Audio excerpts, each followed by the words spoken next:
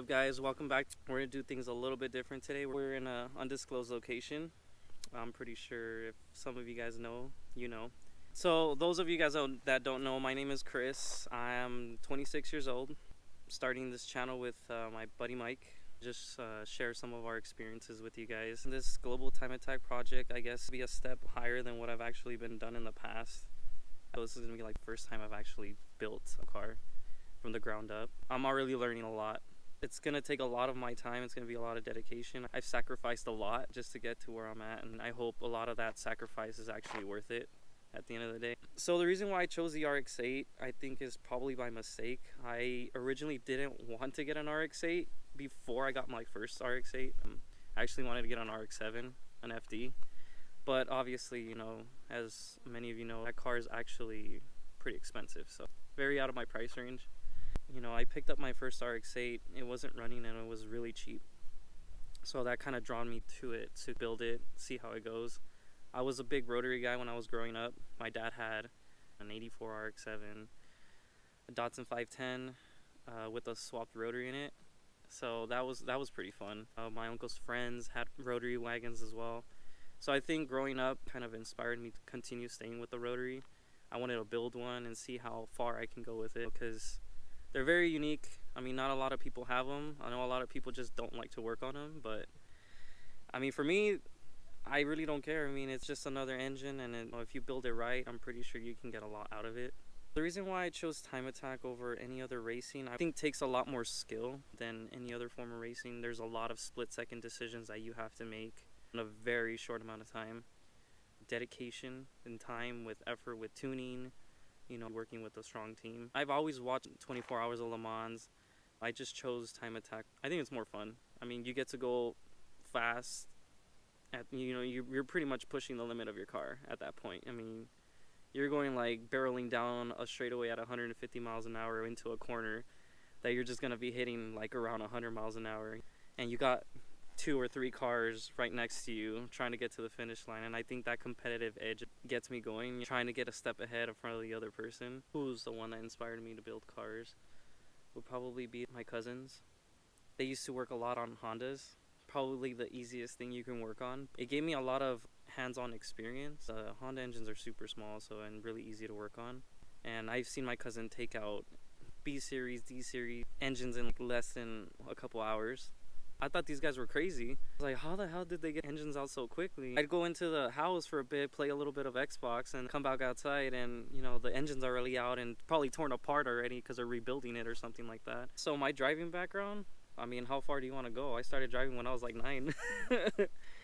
Somewhere around here. Oh, well, I guess behind Azusa Canyon. We were off-roading. My dad had a lifted F350, I remember, and I barely was able to reach the pedal, but I still was able to drive it. And I remember driving by and, you know, just driving in the sand, and then there's this big ass Bronco that just passed by and looking at me like, is that a kid right there? And then they're like, yeah, you know, cheering me on. And I was like, I remember I went through a pretty deep trench and then got back up, and I remember there was another, at least a 5-foot drop to a little streaming river.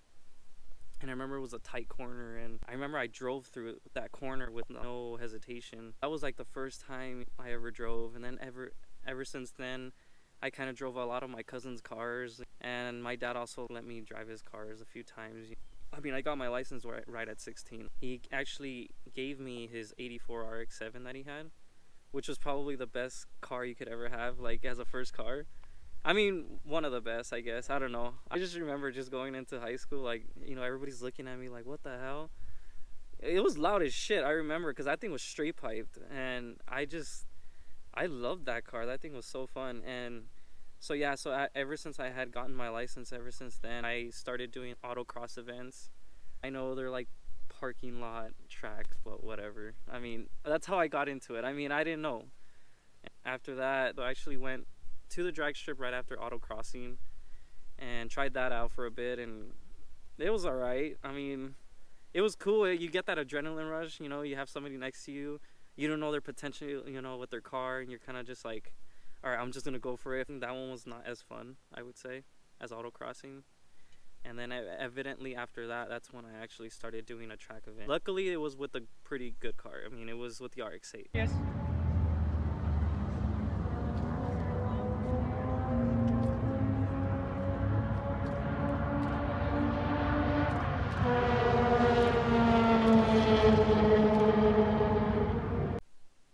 how old was I when I first drove my first manual? I think I was 14. 13 or 14. I'm pretty sure it was around that age. My cousin lent me his Integra. It was a DA. It was like a 92, 91. It had a stage 2 clutch, if I'm not mistaken. It had an LS VTEC engine. It was dropped pretty much to the floor on lowering springs. And that car was loud as shit, I'll tell you that. Yeah, so he took me on this empty road and he's like, all right, here, you're gonna learn. And I was like, what do I do? So the moment I let off the clutch, that shit stalled right away. I mean, the clutch grabbed so low. I mean, now that I know how clutches grab now, like, that thing was super low that the moment you lift up your toe, it's going. You have to give it gas. Ever since then, I've been driving manuals. I just can't get away from manual. I think for me, it engages you with the car a lot more. What's the power when you actually want it? So if somebody's trying to track their car, I would say do some research, plan things out, because things are going to change as you're building the car. You're going to constantly want to be changing stuff all the time. Pick out a car that you want to go with and talk to people. I would say find a community that can back you up. If that's the route you want to go with, I say go with it. I mean, because evidently life is short, and I think you want to have as much fun as you can while you're still young, or whenever, it doesn't matter how old you are. Just continue following your passion.